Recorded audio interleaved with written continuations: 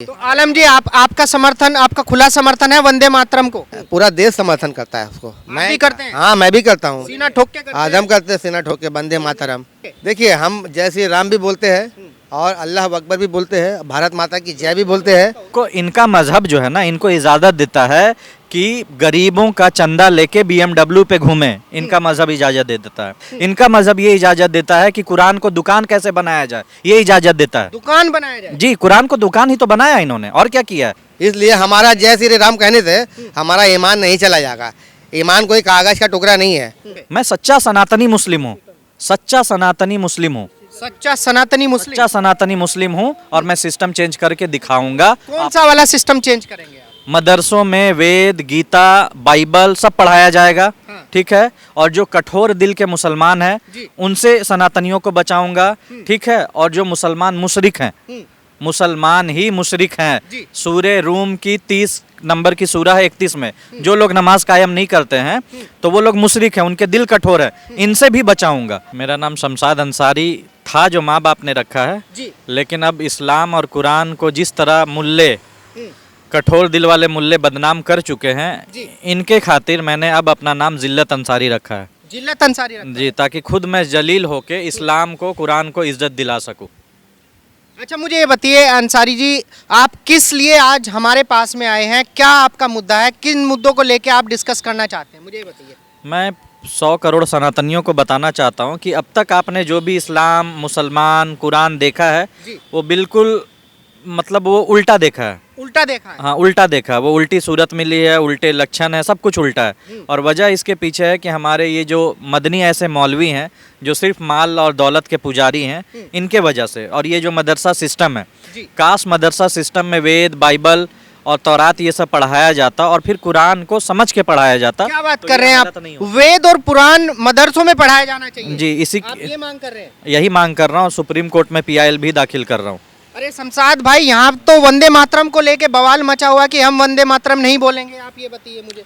तो देखिए, जिनके दिलों पे ताले लगे हुए हैं, कुरान इसी वर्ड में बात करता है कि जिनके दिलों पे ताले लगे हुए हैं उनको कुछ समझ में नहीं आएगा। आप बोलेंगे वंदे मातरम बोलेंगे? हाँ, बिल्कुल बिल्कुल, क्यों नहीं। मैं ये कोर्ट में सिद्ध करूंगा पहले कि क्यों बोलना चाहिए। जी। ये मैं मौलवियों से बहस करूंगा उस दिन। तब बताऊंगा कि ना वंदे मातरम कोई नुकसान चीज़ है मुसलमानों के अकीदा के लिए, ना कुछ और चीज़ है। भारत माता की जय। बिल्कुल, भारत अगर वो माता नहीं बोल सकते, मिट्टी बोले, मिट्टी भी पैदा करती है, जी। तो भारत की मिट्टी बोले, लेकिन बोले तो सही। लेकिन क्या है ना कि ये ला इलाहा इल्लल्लाह बोल के भी जब अल्लाह और रसूल के नहीं है तो आपके कैसे होंगे, इस देश के कैसे होंगे। लेकिन शमशाद भाई, आपने देखा होगा लगातार इन बात को लेके बहस हो रही है। ओवैसी ने तो संसद में, पार्लियामेंट में खड़े होकर बोला कि भाई हमारा मजहब इस चीज की इजाजत नहीं देता कि हम वंदे मातरम बोले। आप कह रहे हैं कि भाई हम वंदे मातरम बोलेंगे? बिल्कुल, ओवैसी साहब ने 100% सही बोला। हाँ। वो क्या बोला, मजहब इजाजत नहीं देता। जी। तो हमारा जो इस्लाम का नुकसान हुआ है ना, ये मजहब ने किया है। मजहब ने किया? मजहब ने। इस्लाम दीन, ओवैसी की बात से सहमत नहीं है? इस्लाम दीन है। इस्लाम जो है, ओवैसी जो है ना, ऐसे कठोर दिल वाले मौलवियों के मतलब मानने वाले हैं। मैं ऐसे मौलवियों के खिलाफ जा रहा हूँ। मैं इस्लाम दीन की बात कर रहा हूँ और वो मजहब की बात कर रहे हैं। इस्लाम मजहब नहीं है, दीन है। इन्होंने दीन का बेड़ा गर्क कर दिया है। तो आप बोलेंगे वंदे मातरम? बिल्कुल, मैं कोर्ट में ओवैसी से सहमत नहीं है? ना ओवैसी से सहमत हूँ, ना मदरसों से, ना मदरसों के सिस्टम से, ना मदनी से, ना मदनी के चाचा से। मौलाना मदनी तो कहता है कि भाई हम मुसलमानों के ठेकेदार हैं, मुसलमानों के मसीहा हैं। वही ठेकेदारी जो है ना, सुप्रीम कोर्ट में दिखा दूंगा, कैसे उतारूंगा। जिस तरह मेरा खुला चैलेंज है, खुला सुप्रीम चैलेंज है, कोर्ट जिस तरह तालिबान ने मुझे नंगा किया, इनकी वजह से पूरे कपड़े उतरवाए थे तालिबान ने आप? तालिबान ने। किनके वजह से? इन चाचा भतीजा के वजह से। जब मैं इन्हें बता दिया था, एक नहीं कई बार इनके पास गया था जी। कि मेरे पास हिदायत है, हाँ। आपके पास मालूमात है, तोता वाला गधा वाला। हाँ। आप अल्लाह की हिदायत मेरे वजह से, मेरे तरफ से लीजिए और मुसलमान जिस जिल्लत में है उसको निकालिए। लेकिन इन्होंने निकालने के बजाय मुझे निकाल दिया, ठुकरा दिया, रुसवा किया, ठीक है, धमकियां दी। तब मैं थक हार के तालिबान गया और वहां पे मुझे नंगा होना पड़ा। वो सब मैं कोर्ट में बताऊंगा। नंगा होना पड़ा आपको? नंगा होना पड़ा, इसीलिए मैंने अपना जिल्लत अंसारी नाम रखा। तालिबान, कौन से तालिबान की बात कर रहे हैं? अफगानिस्तान में जो अभी है। और अफगानिस्तान के हाँ, तालिबान। और मैं सनातनियों को बता देना चाहता हूँ कि जो अफगानिस्तान की तालिबानी हुकूमत है वो कोई इस्लामिक हुकूमत नहीं है।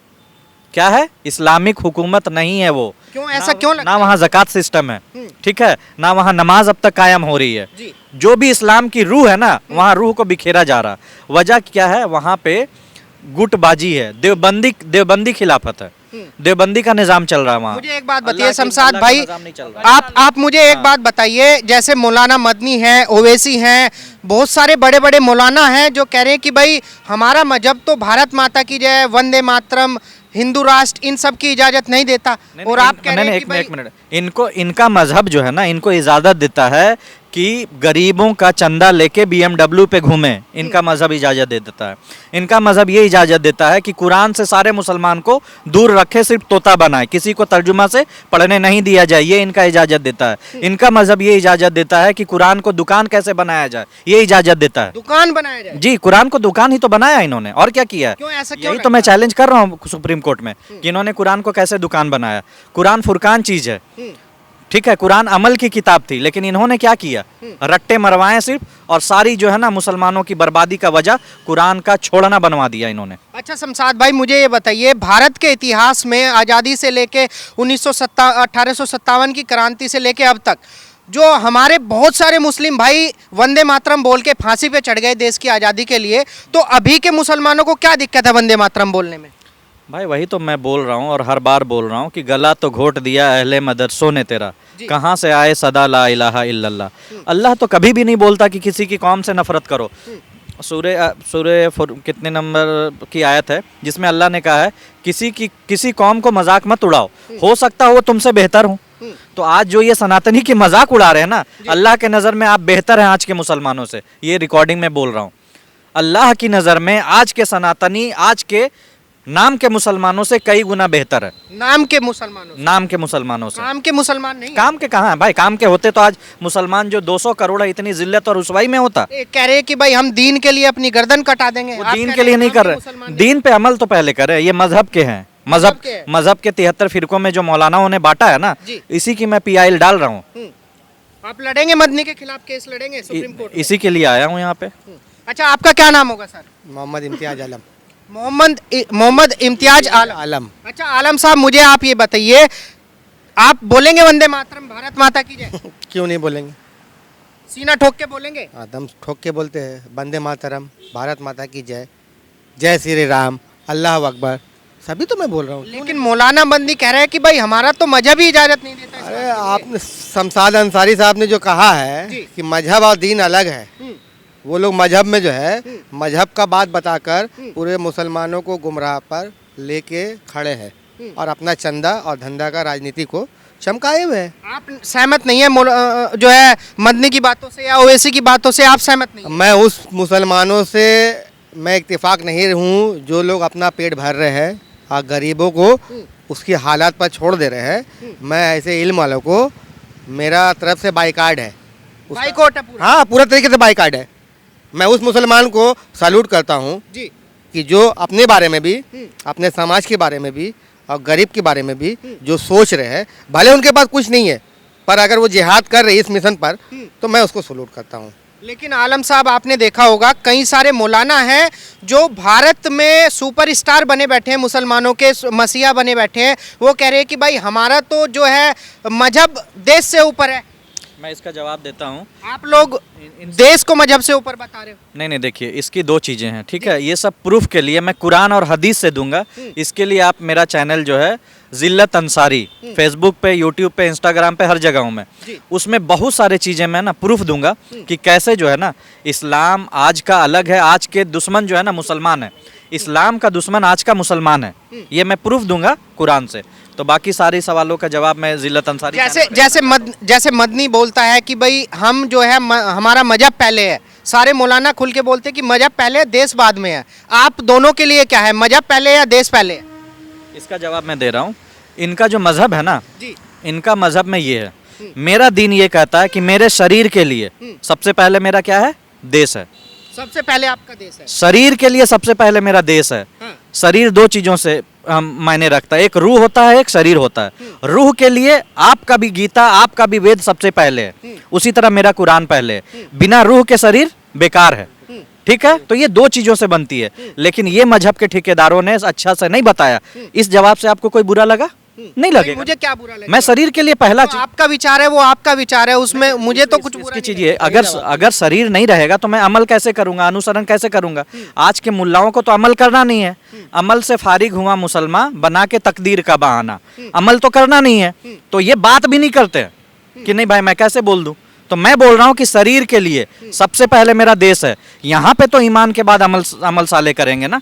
रूह के लिए सबसे पहले मेरा कुरान है। अच्छा, जो अपने आप को मसीहा बताते हैं मुसलमानों के, आप उन्हीं को मुसलमानों का दुश्मन बता रहे हैं। मौलाना मदनी, असदुद्दीन ओवैसी, इन्हीं दुश्मनों के खिलाफ मेरा जिहाद है और इसी के लिए मैं आया हूं। और सारे सनातनियों से अनुरोध है, मेरा जिल्लत अंसारी चैनल में आइए और मैं एक एक कुरान से और हदीस से एक एक दलील दूंगा, क्योंकि मैं एक्स मुस्लिम नहीं हूं। और एक्स मुस्लिम से सावधान हो जाइए, वो इस्लाम के नाम पे सिर्फ पैसा खा रहे हैं। वो सिस्टम चेंज नहीं कर सकते, औकात नहीं उनमें।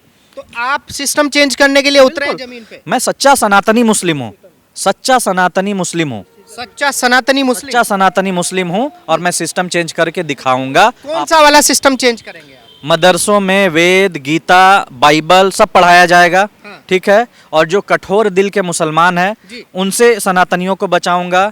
ठीक है, और जो मुसलमान मुशरिक हैं, मुसलमान ही मुशरिक हैं। जी। सूरे रूम की 30 नंबर की सूरा है 31 में, जो लोग नमाज कायम नहीं करते हैं तो वो लोग मुशरिक हैं, उनके दिल कठोर है, इनसे भी बचाऊंगा बहुत सारे चीज़ों से इंशाअल्लाह। अब जो है ना, इस देश से नबी सल्लल्लाहु अलैहि वसल्लम को ठंडी हवा पहुंच रही थी वहाँ, अब जाके मेरे जिहाद से इन मौलवियों के खिलाफ वहाँ ठंडा हवा पहुंचेगी और आप लोगों के साथ के साथ। आलम साहब, मेरा आपसे 2 मिनट के लिए वार्तालाप होगा और मैं आपसे ये जानना चाहता हूँ, जैसे आप कह रहे हैं हम सनातनी मुस्लिम हैं, लेकिन इस देश के मुसलमान तो बाबर के नाम पे मस्जिद की नींव रख दे रहे हैं पश्चिम बंगाल के अंदर।